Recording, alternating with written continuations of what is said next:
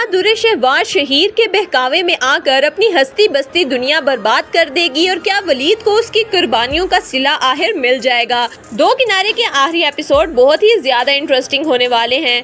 शहीर जो दुर-ए-शहवार को कभी दिल से नहीं चाहता था, लेकिन जब दुर-ए-शहवार ने उसकी बातों को नजरअंदाज किया तो शहीर के अंदर इंतकाम की आग भड़क उठी। अब उसका मकसद सिर्फ और सिर्फ दुर-ए-शहवार को झूठी मोहब्बत में फंसाकर तबाह करना था। वो बार बार दुर-ए-शहवार से मिलता है, चिकनी चुपड़ी बातें करता है और मोहब्बत का दिखावा करता है। दुर-ए-शहवार जो पहले शहीर को ठुकरा चुकी थी, अब जैसे ही शहीर के मुंह से वलीद की बीमारी का जिक्र सुनती है तो उसका हौसला टूटने लगता है। वो शहीर पर भरोसा करने लगी थी।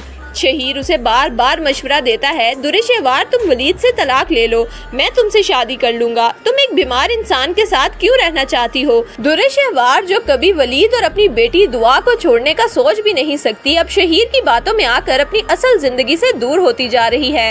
वो ना दुआ का ख्याल रखती है, ना वलीद की तरफ तवज्जो देती है। रात रात भर फोन पर शहीर से बातें, खोया हुआ अंदाज, बदली हुई तबीयत, ये सब कुछ वलीद को महसूस होने लगता है। एक रात वलीद जब जागता है तो बेड खाली होता है। दुर-ए-शहवार फोन पर शहीर से राजो नियाज कर रही थी।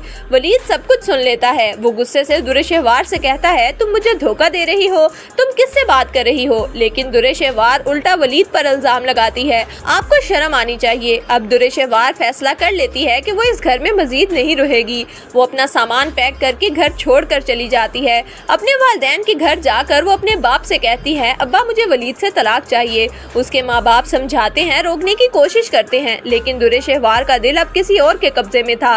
वलीद जो पहले ही दुर-ए-शहवार की लाताल्लुकी से टूट चुका था, अब खामोशी से तलाक दे देता है। दुर-ए-शहवार बहुत खुश थी, लेकिन वलीद उसकी रात अपनी बेटी को सीने से लगाए नम आंखों के साथ गुजर गई। अब दुर-ए-शहवार शहीर से शादी का तकाजा करती है, लेकिन शहीर जिसका मकसद सिर्फ इंतकाम था, सच्चाई खोल देता है।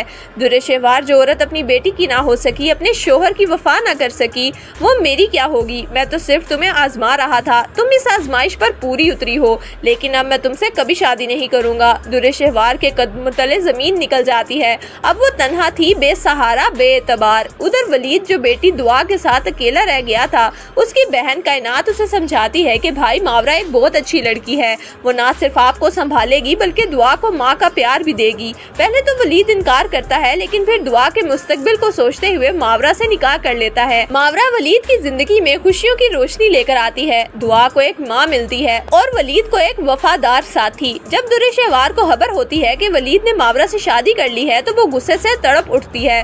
वो वलीद के पास जाकर कहती है कि मुझे मेरी बेटी वापस दो, मैं उसे सौतेली माँ के पास नहीं छोड़ सकती। लेकिन वलीद का जवाब वाजे और दो टोक होता है, तुमने कभी दुआ को चाहा ही कब था, अब तुम्हें इस पर कोई हक नहीं। मावरा उसे माँ बनकर पाल रही है और मैं उसे तुम्हारे हवाले हरगिज नहीं करूँगा। दुर-ए-शहवार मिन्नतें करती है, रोती है, लेकिन वलीद का दिल पत्थर का हो चुका है। वो उसे साफ अल्फाज में कहता है, अब तुम यहाँ से चली जाओ, तुम्हारी कोई जगह अब हमारी जिंदगी में नहीं। दुर-ए-शहवार शिकस्त खुर्दा हालत में अपने वालिदैन के घर वापस आ जाती है और उधर वलीद अपनी बीवी मावरा और बेटी दुआ के साथ एक मुकम्मल और मुतमिन जिंदगी गुजारने लगता है। आखिरकार उसको सब्र, वफा और कुर्बानी का सिला मिल जाता है। तो दोस्तों, आपको इस कहानी का अंजाम कैसा लगा, अपनी राय हमें कमेंट्स में जरूर दीजिएगा।